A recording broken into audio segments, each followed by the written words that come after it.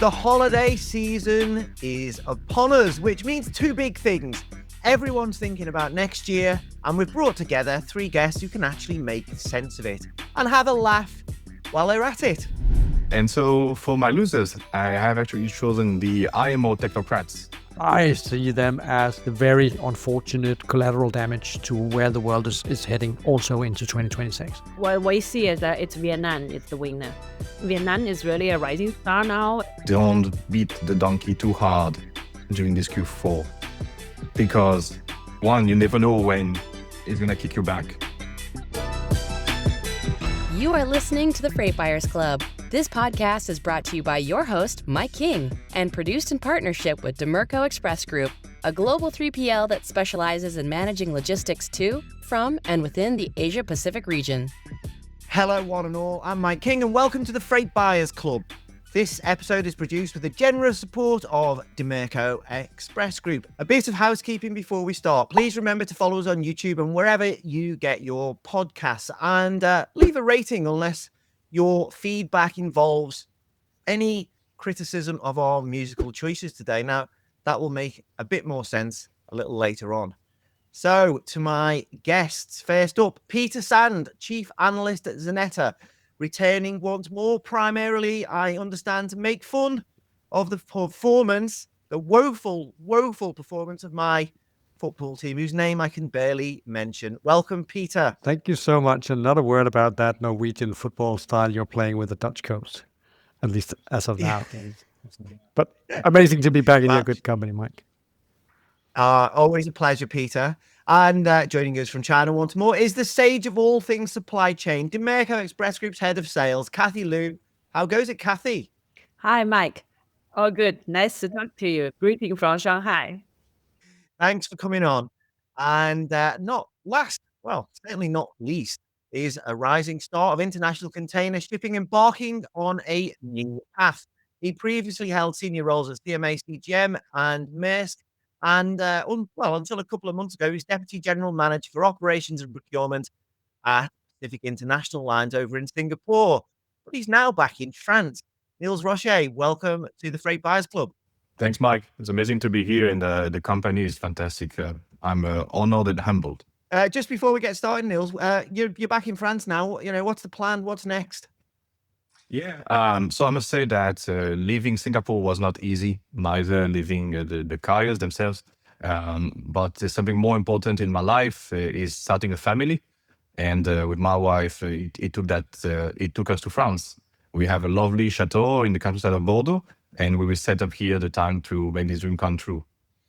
Wow. Yeah, a different type of mountain to climb than container shipping. I can see. I'm sure you'll be very successful at that too. Okay, great. I want to have a look what's coming down the supply chain, shippers, forwarders, and other stakeholders in January and through the rest of 26 a bit later. But let's do this today chronologically, and let's put a full stop on 2025. In 3 words, guys, how would you all describe the year we've had and why? And while you're just thinking about that, I'll kick things off. I'm going with unpredictable, adrenaline, and fueled. I couldn't really fit a hyphen in there, so I've just done them as separate words. Between the policy whiplash out of Washington and trying to record podcasts while the ground kept shifting, that pretty much sums up my year at the Freight Buyers Club.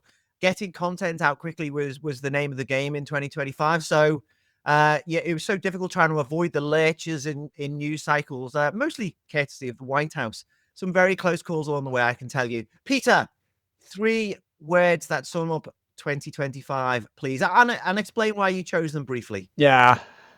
Thanks for asking, because 2025 have been quite a crazy year, but I think the most crazy thing that tops it all are the tariffs. So Trump, the tariff nightmares that he showered the shippers with was definitely one of the 3 words that needs to be mentioned here.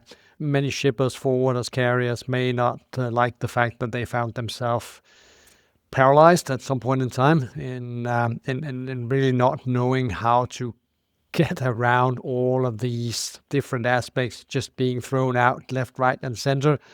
no legal necessarily solid background on the back of that, but they just needed to act in order to stay within some sort of reasonable, at least verbal compliance to it. So that's one word. Second word, the agility of Chinese exporters. That may be 5 words, but in essence, I think we have really seen the ability of China to diversify the customers of their production facilities like never before. It may have taken some by surprise that China have been so able to find new homes for its products, but I think it's been in the making for at least a decade. So it's just coming into to the full brutal force now when they need it the most. Finally, I think forecasting is one thing that's of course very close to my heart. What's next and how to deal with that? I think a lot of our customers are coming with a higher frequency and in bigger numbers than ever before, asking for what comes next, what should I do in terms of the next tendering season, and where will rates be. So of course, that one word, market intelligence, the one thing that will bring you to a better place. I think that would probably sum it up. Thanks. Some of those issues we'll definitely be coming back to a bit later. Kathy, your 3 words that distill the year we've had in supply chain, please. Yeah, so my 3 words, the first one is very similar like you both, that the first one is uncertainty, because this year it's really full of surprise, with the tariff, sometime here, sometime there, the market is floating like same as how Trump says. And then the second word is agile. So also similar like what Peter just mentioned, that I think all those customers, including logistics service providers like us, need to keep agile and then to response for all those change. And then the last one is resourceful, because under China+1, there's a lot of let's say manufacturers, they are moving out of China, and then but in different countries there's always different local policy or compliance you need to face, and you need to handle with that, and also design different logistics solutions. So for us, we always need to be resourceful and to design different solutions for the customer in order to keep their supply chain moving. Yeah, those are the 3 words I have. Yeah. And Mr. Roche, the baton has been passed to you. Your 3 words, please. All right. I'll start with growth, obviously, right? Despite many expectations and some forecasts. 2025, the latest numbers show healthy growth for container volumes, right? So it's positive. My second word would be Trump, President Trump, obviously. You like him or not, things on the short term have been put in the air. That's the least we can say, right? And I tend to like when things move. My last one, and in contrast to the 2 other guests, I'm about to say orderly. I want to say calm, but I really mean orderly. From a carrier point of view, if you will, well, we faced new networks that was announced a year ago. None of us went rogue, right? Nobody went just along through Suez constantly. Nobody implemented a strong blanking program, not so really. And in matter of new services launch, there has been a few, but it's mostly added port of call, added Vietnam, and sort of things, right? So orderly. A very interesting point. I'm sure we'll come back to that. And I wouldn't be surprised if Peter's got a few views on that. Carriers coordinating very orderly. It's a very interesting point. Okay, let's see. Well, I think we might have some of these coming back around again, because we've sort of touched on a few points. Who's been the big winners and losers of 2025? So my take on this was China is actually my winner, because despite all the noise around diversification and China+1, its manufacture engine hasn't really dimmed at all. The exports are still competitive. It's found new markets. Yeah, so that China's my winner. Loser, it's got to be people paying tariffs in the US. I know the politicians like to say that it's exporters paying them, but it's not. It's those poor people who are relying on those imports. So we've heard on this podcast again and again from some of these shippers, they've been caught unawares. They've been stuck with bills they didn't understand, and they're under a lot of financial pressure. So I think they've been the big losers of 2025 for me. Nils, are you going to say that container lines are the winners, though, even as we're looking at declining profitability, or have you got something else up your sleeve? Yeah, Mike. Well, I will start to say that you chose an easy one, right? That's what I China is did. winning on everything. Yeah. So maybe football soon. Huh? So no, yeah, my winners definitely is Ocean Alliance. Ocean Alliance has been a stable alliance, right, since its inception. 30% plus margin for all of them. Customers that seems to be satisfied. So yeah, in terms of and again, I'm born in the carriers and I like network design. I like products, the products that serve the customers ultimately. So I do think that Ocean Alliance for me are the big winners. And so for my losers, I have actually chosen the IMO technocrats, right? Where everybody went to MEPC and thought things will happen without, honestly, to me, a very solid plan. Again, if I go to my board, my CFO, my C-suites, and I say, I'm just going to take money and I don't know how I'm going to redistribute, and I have actually no plan to support port infrastructure, I may be sent away, to be honest. And I think that's fair. And in a way, that's what happened. Peter, your winners and losers. Please don't say Bayern Munich and Liverpool. I'll go away from those horrendous matches of last night, but may I Yeah, suggest Plymouth Argyle and Air United, as they actually Oh, won yeah. their respective games over the weekend. So you just need to align your focus as you need to find the bright spots in well, amongst the winners and losers of container shipping. You've got a football team in every league in Europe, haven't you? You gotta pick them nicely, right? Because if you put all your eggs in one red basket, then you may wake up with too many devastating mornings because of a bad result last night, right? So you just need to spread Bayern it. Munich lost to Arsenal. Yeah, I'm not even going to Liverpool. Right, let's back away from football. But I mean, it's all about ranking. It's all about finding out who will be my better playmates, right? We launched some carrier scorecard only a few weeks back, where you can actually also put those winners of 2025 up against one another, right?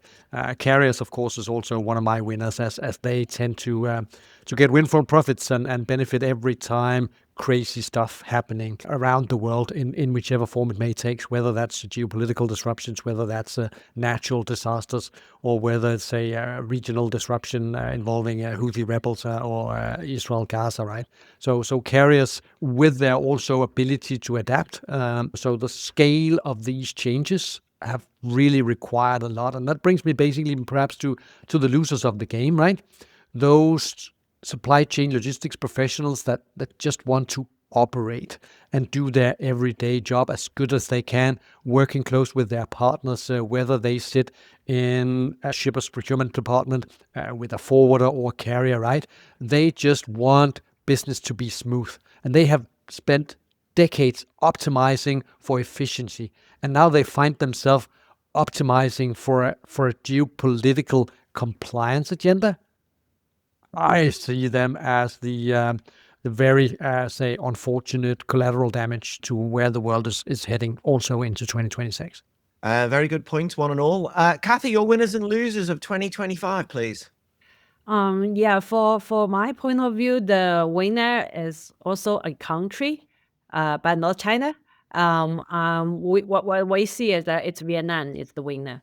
Vietnam is really a rising star now, and we have seen from this year the production line to produce those finished goods to supply for the US market, Europe market. And it's really for among all those carriers, everybody talking about Vietnam. And even for the passenger flights, it's a full in and a full out. So there's a lot of business opportunity over there, especially in Hanoi area, because it's famous for all those electronic parts, those production lines. And they are now full power, and they are really the winner of the year. And I think it will continue to next year, that's for sure. And for the loser, I think that's similar concept as Mike. I think it's the, let's say, end users or consumers, because doesn't matter of those general cargo under tariff or those de minimis canceled by the government for e-commerce. But by the end, all those high tariff actually beared by all those end consumers. They pay for that. It's not the manufacture in China or in Southeast Asia, it's actually those end consumers over there. Absolutely. Okay, the big stories of 2025. Well, let's stick with you, Kathy. Dimerco has produced a new China+1 logistics and legal playbook with Adolfo Goddard in it, and it ties in with what you've just said. You cite the American Chamber of Commerce in China, which found that 30% of US companies manufacturing there have either considered or already began relocating parts of their operations. Southeast Asia and India are leading the way. Is this your big story of 2025? Yeah, sure, definitely. Because under China+1, there's a lot of manufacturers they are moving into Southeast Asia, those new countries, and during the process, start from actually 2023, we helped a lot of those companies. They are moving their production lines over there and help them to install build up the manufacture over there and to support them for those local compliance. So with all those experience, because in the process, we are also learning by doing together with our customers there. So we have accumulated some experience in that area. And this time we also work with a law firm headquartered in London to issue we call the ebook, and then to help our customers who have the global expansion needs to understand the logistics challenges and the local compliance issues and how our experience can help them. And also for when we talk about this year, because we see those production line we helped 1 or 2 years ago, start from this year, they start to really launch the production. So they really actually have exports actually from this year, not last year, because they need time to testing everything. So from this year, we see more and more, let's say, requests out of Southeast Asia countries, especially Vietnam, as mentioned, Thailand, and Malaysia. But in the same time, you know that the infrastructure cannot compare with China. So the frequency of the airplane and also the capacity, as well as the vessel, the liners, it's really there's not that much capacity to support this kind of sudden growing for the demand over there. So we also during this year we do a lot of this kind of multimodal transportation. For example, we will move those cargo from Southeast Asia back to China and then connect the vessel or airplane in China into US, because China still have the biggest capacity into US, including the biggest number of freighters. But because of those tariff issues, actually in China this year, the supply is more than demand. So we use this kind of, let's say, the imbalance capacity-wise. So we bring those cargo from Southeast Asia into China and then move out. So this is a kind of new solution or innovation, and it runs quite well. So we include all those our experience in that ebook. So if anyone interested, you always can find it on our website. Yeah. Yeah, I'll put a link in the notes. I did have a look through it. It's very good, Kathy. There was an interesting point there. Is when we think of China+1, we're often thinking about linking it to the White House policy and avoiding tariffs. But there was some good information in there about European manufacturers are making similar decisions, sometimes favoring Eastern Europe. Is there a different type of motivation for the European companies to the US? And what are the main barriers, actually? I'll add that one on. Yeah, I think for those we call MNC customers, those multinational, those big companies, they have no issues because they have their own legal team, their compliance team, they are fully equipped. But what we see is for under this kind of situation, the most challenge is to those small, medium-sized manufacturers, because for them it's not easy that you to sourcing out of China, because over past decades that China government supported to build up the supply chain ecosystem in China. And you cannot just from one day to another to copy paste to other countries. And also, those policies always different by different countries, especially when you split the sourcing to a couple of different countries in Southeast Asia, then you need to consider the compliance in different political environment. So this is I think the challenge what we have seen for those SMEs. I think for me, the big story, Probably, I've just done a podcast on this now. Well, if people are listening to this, it came out last week. It's around air cargo, because most of the year, everyone was saying it's destined to crash. There was so much disruption. There was, I don't know, it looked structurally like there was gonna be issues with air cargo, particularly on the demand side. And instead, we've had volumes expanding. Rates have held up.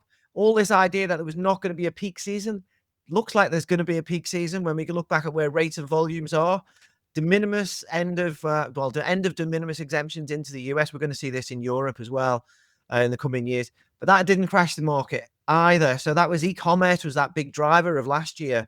That didn't crash the market. So my big story was the pundits all getting it wrong on my podcast as well, to be fair. Nils, how about you? Well, I would have said the explosion of the freight buyers podcast. Oh, but I'm not sure if I can take this. well, I've got numbers for that, but yeah, I'll come back to that. We've got a fair few new subscribers, but thanks for mentioning. So if I have to choose another one, it's hard to say big 25 without China again. So not to repeat too much what Cathy mentioned, but the ability of China to adapt and to go diversify the customer portfolio towards emerging economies, Latin and Africa. I mean, I've seen a lot of that in my previous job. It's impressive, but also towards more what we call barrier-free economies, right? Australia or the EU. The growth to the EU has been very impressive. We talk about China +1, +2, plus insurances also as a thing, and it's definitely a big thing. But if we put everything onto a scale, China remains inconsolably the winner of it. Take Asia to Australia this year, a trade I know very well, right? Roughly, you have China to Australia that grew 12%, while Southeast Asia to China grew 1%. Right? So you see also some effect of what Cathy has mentioned, the logic, natural, the supply chain adjustment between the north of Vietnam, maybe to the China. And though Southeast Asia has grown, and in some markets more than 1% I give you, China remains an engine of production that is comparable. Maybe just a last thing, not to have a full bright picture and everything is good. That means that we are reaching the structural infrastructure capabilities of China. I mean, Cathy is in Shanghai. I'm sure from her office, you can see a lot of ships waiting, right? China has barely invested into new ports and new terminals in the past years. And now with all the volumes coming through, and it's a blessing, we have 2, 3, 4 days in Shanghai. That's never seen before because of the volume. And I think it's going to get way much worse. But maybe I can tell more on that later. Okay, we'll come back to that. And Peter, your big story of 2025.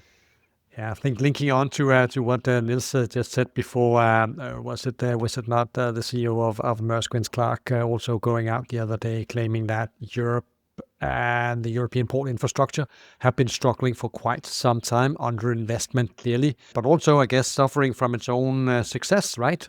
So obviously, when you see imports growing at large, you also need to make the investments concurrently. So you up your game to match that level of imports, because it's not the sheer scale of business actually, because exports have been falling, and we see the same also out of US, right? So it's not just the sheer operations, but it's the imbalance between it all, right? It's the huge amount of imports that just clogs up the facilities, let alone, of course, the shippers may believing that, okay, my box sitting inside the port, I got my detention and demurrage all paid for, so why should I rush it out? Well, you should rush it out because the density, density of the ports impairs the ability of each terminal and port to actually deliver to you a little bit further down the road and to everyone else, right, using that port. So I would say that's definitely one aspect that have caught my attention in the past year as a big story, because it just seems to be something that they cannot really solve. And it's been in the making for a long time. And just looking ahead to the other big story of 2025, we will touch upon that also now. Red Sea, right? Upon a full-scale return, if we saw 2025 as troublesome in terms of port congestion to northern European ports, we will see nothing like that upon a full-scale return. that's at least a little bit of doom and gloom, but it makes total sense if you see what's likely to come about when those ships going around the Cape of Good Hope arrive at the same point in time as those that went for the shortcut, right?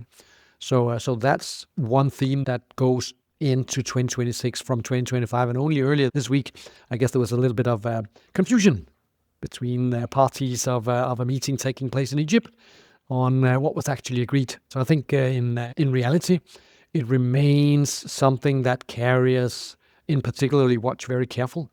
The risk assessment we know is different from one carrier to the next. Insurance is set by a joint war committee, but CMA for sure have been leading the pack for a number of services. I mean, they run the service, the Med 5 as a part of the Ocean Alliance, but it's only CMA ships, right? So again, the more you know, the better you can also perhaps prepare your supply chains, right? So during times of disruptions, the go-to modal shift should not necessarily be air freight if you are in a rush. It may be train, but then again, different kind of obstacles on that. But it may just be that if you work with the carriers that actually do have still a running service through the Suez Canal, that could also still bring your goods to the point of destination with a shorter transit time than those that goes round. So I think that's a big theme in 2025 and also for sure going forward.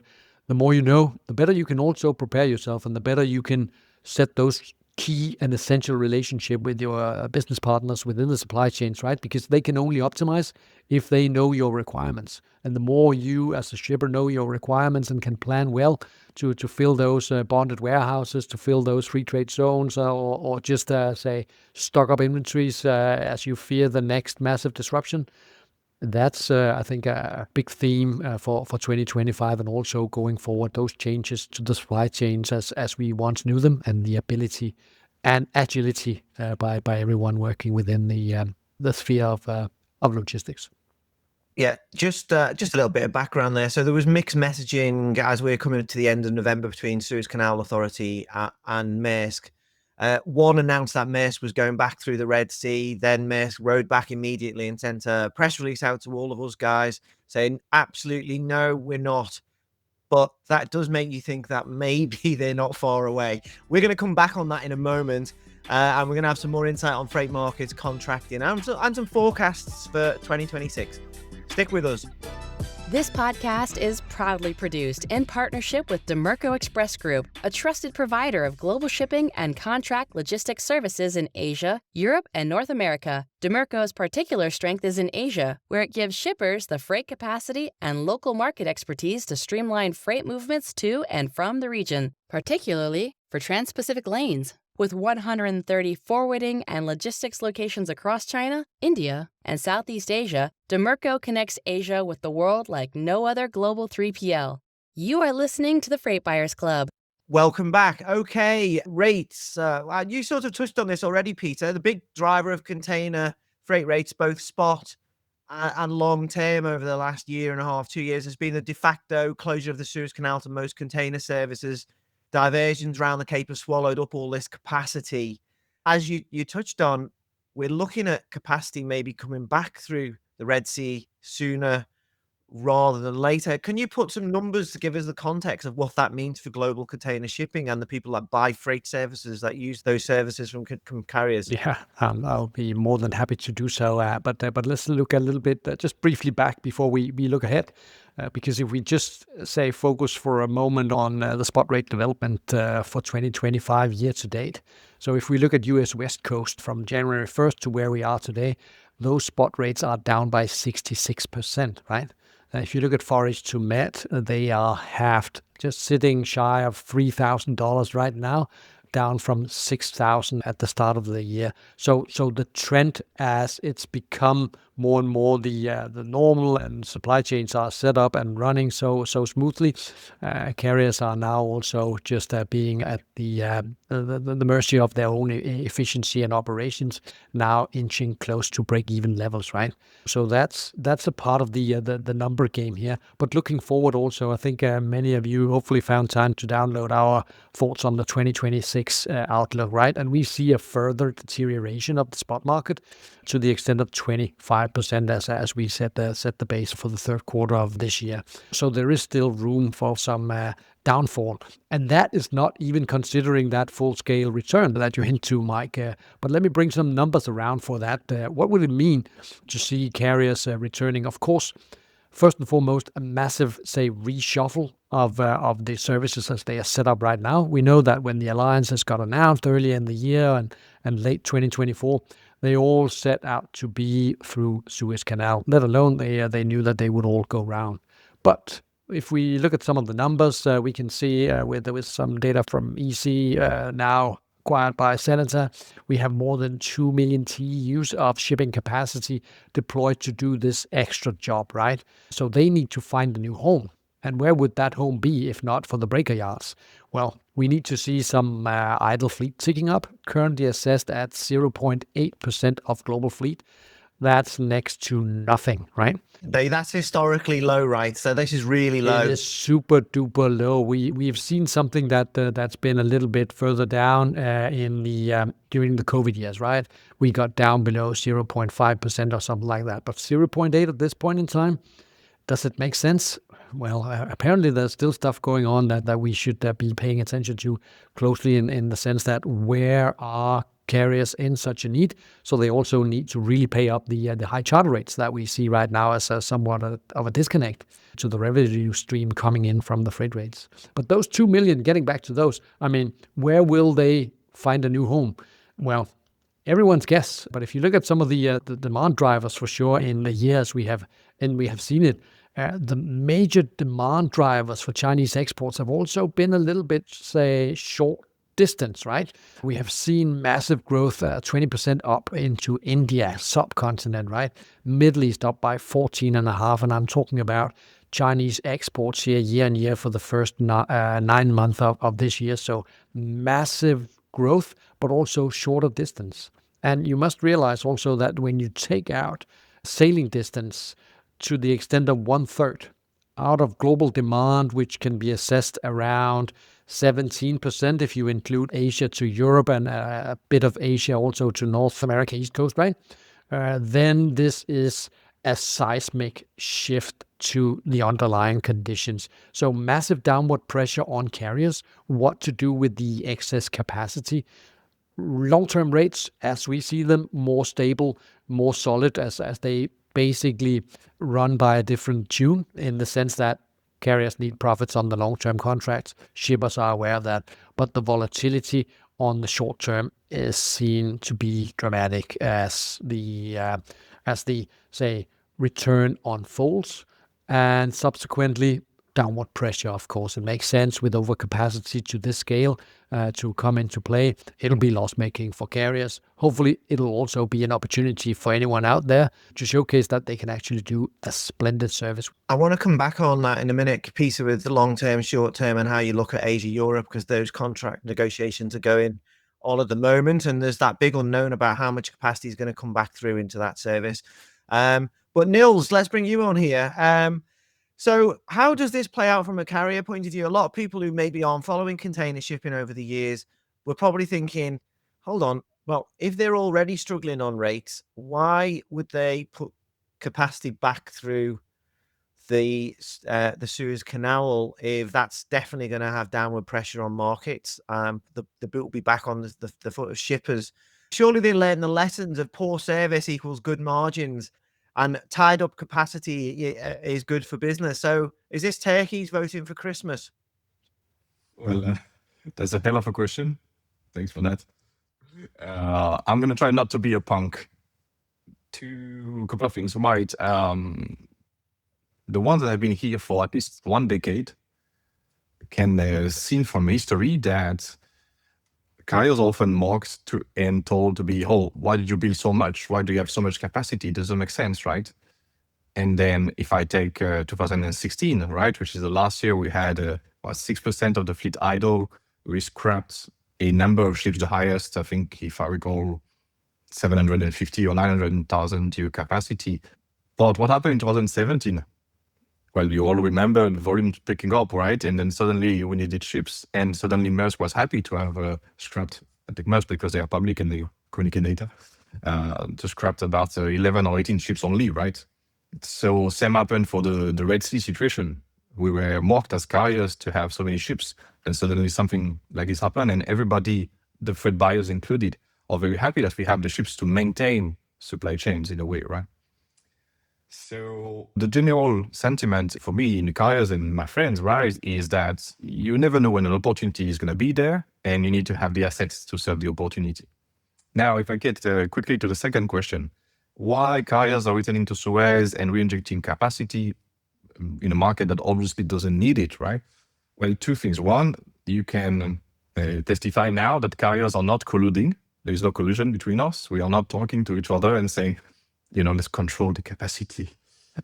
It's really a boys' game, I'm sorry to say. It's individualism at its best, where every carrier is saying, my ship must be full, Peter, my ship must be full. My ship must have the best transit time. I'm going back if I can. And therefore, this will happen quite naturally. And then as for the first one goes, maybe a second we're going to go, 3 or 4 being gone already, then even Maersk, with risk adverse, and it's very good, will return eventually if everybody else is going. Now, just one point. I mean, Xeneta and EC, no plug intended, but it's one of the best M&A I've seen in many years. Now you can really compare what you're paying for and the delivery of it. And I've been a fan of EC well before this podcast, as you know. Imagine now, if you use that data, I'm sure Peter can see it through. Some carriers today are missing sailings. So you think we have more ships than needed, and you think we are deploying more capacity than needed, but we are missing departures. Some carriers are missing departures somewhere. So let's say that the carrier might be a French carrier or a European carrier, and it's quite natural, therefore, that they are the first ones that says, I'm going back because I have sailings that I could be doing. Again, back to individualism. I could have a ship departing. And last point, just remember that in Ocean Alliance, the contract, what you give is what you get. So to have BSA, to have capacity over the trade, you need to deploy ships. So if you miss a sailing, you're losing capacity on the overall trade, right? So just some insights to make you feel why some carriers may be more prone than others and just going back. Nils, just another question on this. So everyone's been following what Gemini Cooperation's been up to this year, which is promising schedule reliability. That's Maersk and Hapag-Lloyd's alliance. This is all about using hub and spoke networks to guarantee reliability. I mean, obviously they want to be paid a premium for all of this. In a market that's looking like it's crashing, how are they going to get that premium, and how are they going to maintain reliability if they start cutting services, if that's the only way to keep the bottom line somehow stable? Right. To save time, I won't go into the discussion on what is reliability. Yeah, we'll save that. We've got a separate podcast on that. If you want my piece on that, I also have a short article on my LinkedIn, and the short of it is go to EC and have a look. But Mike, 2 things. If feeders were on time, we would have known by it since 100 years with the shipping. If having a feeder serving an output would be cheaper, we'd be doing more of that for 100 years already. So just to come back on it, Gemini is delivering some form of consistency, right? That you can see. Now, imagine if the rates are indeed going down as Xeneta and Peter are predicting, as many others. Carriers are going to lose money. Right now, carriers are not making money on most of the trades, right? So the Q4 of most carriers you will see is at break even. If rates continue to go down and by 25%, an order of 25%, let's say, that's cash bleeding. Do you really think that carriers are going to maintain the loops? Do you think that carriers are not going to terminate service like they have been forced to do in the past? So actually, my advice for freight buyers is don't beat the donkey too hard during this Q4.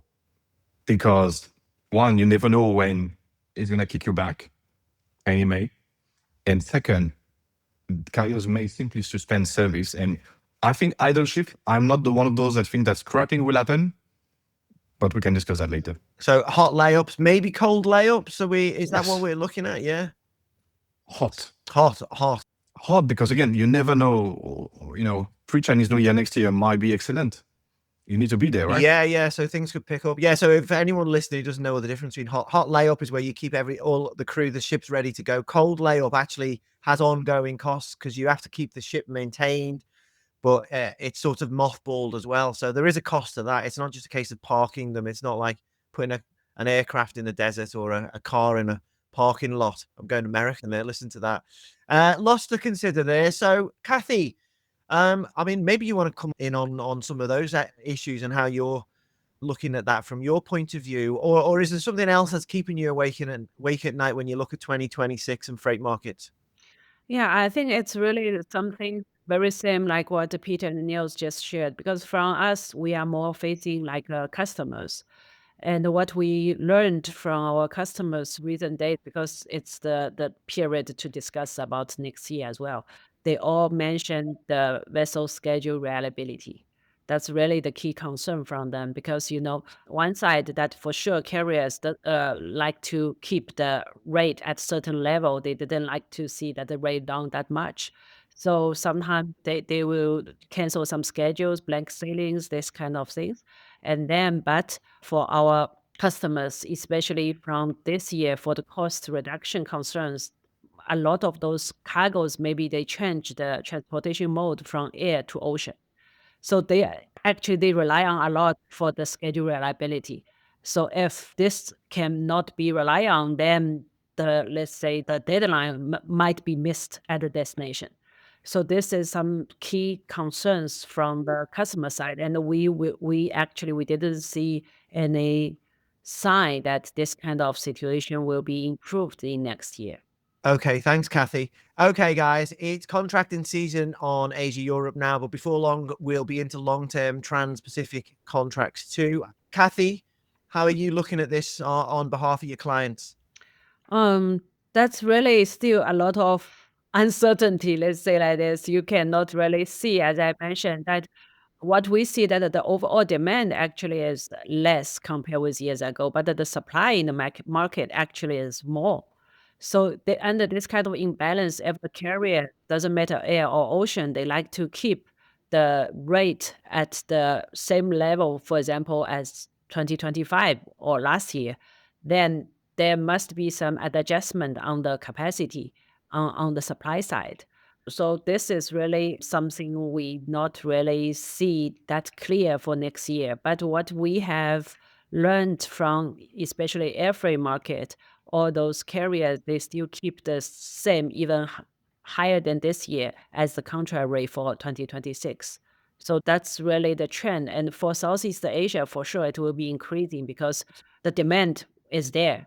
From this year already, everybody see this kind of trend. So for out of Southeast Asia, for long haul to US to Europe, it's for sure it will be increasing. But how to handle the China market, this is something that we need to wait and see. And also, we heard from some customers, normally they sign like BCO contract with liner directly, but because of they really have not good experience this year for the schedule reliability. From next year, I see that some of them, they consider to use MVOCC service because then it's more flexible. For them can choose different vessel schedules instead of just rely on a single one. Yeah, this is something we see. And also that how to sign the contract next year. I mean, for customer side, they will prefer short term or long term. This is also under discussion because before they like to have like 1 year rates to keep the stable logistic cost and the service. But from this year's experience, looks like this is not the thing they are looking for. So maybe next year they also will change to short-term contract, like 3 months, even 1 month, or more ad hoc requirements. So this is all those changes we have seen from customer side. Yeah. Thanks, Kathy. Nils, you already said be kind to carriers in these negotiations. Is there anything else freight buyers should be thinking about? Well, I'll be very short. The capacity in terms of number of ships might be coming, but I think the bottleneck of capacity is going to transfer from ocean to the port. So buckle up because I don't think capacity is going to be available to shippers so much. Thank you. Peter, just back on that Asia-Europe point, I mean, there's a lot of unknowns at the moment if you're negotiating a contract now. What's your advice to freight buyers? Risks are seen here, there, and everywhere. And just connecting to what Nils just said, I think more than ever going forward, the extended arm of carrier operations into the ports and terminals will be critical going forward. We, of course, seen that as an integral part of the magic behind the improved reliability numbers from Gemini, that they rely extensively on APM terminals. We've also seen MSC catching up with the ongoing acquisition of Hutchinson Ports terminals across the globe, right?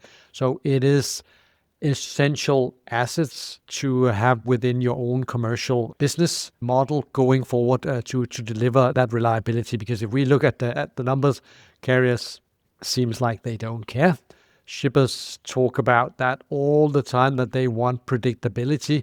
So if I am to say one thing going into the tender season, whether that's Asia, Europe, or basically anywhere else, please be sure that you align also inside your freight buying company, right, on the priorities, right? So procurement pushes for lower cost, logistics pushes for service stability, and finance pushes for stability. Can you have it all?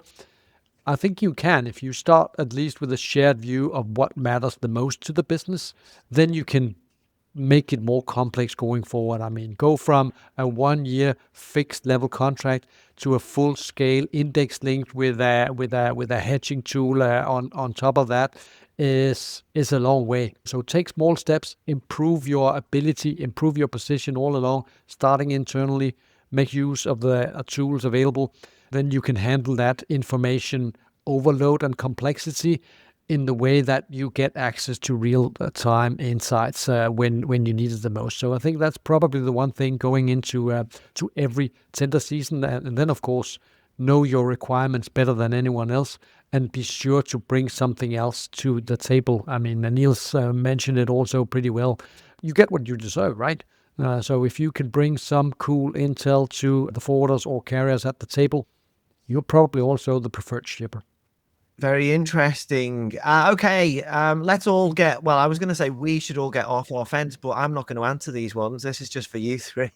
Some quick fire predictions for next year. One big call about freight market or the supply chain. Peter, do you want to go first?